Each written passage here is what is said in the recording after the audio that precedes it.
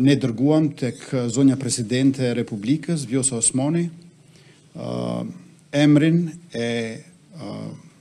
Glau Konjuftës që të bëjmë edhe një tentim për formimin e qeverisë në mënyrë që mos të ketë dy palë zgjedhje për pak muaj dhe përveç kësaj,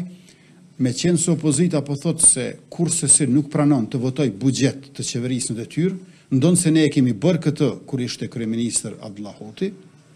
atëherë ja leta kemi një qeveri e cila nuk është më në detyrë, po e votuar në Kuvend të Republikës dhe leta kalojmë buxhetin.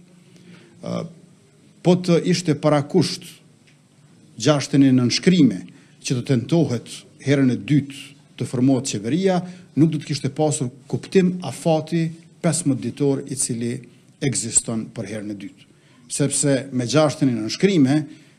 po të njëjtën ditë e kalon qeverinë. Sa vota janë saktësisht mund të merret vesh në seancë plenare.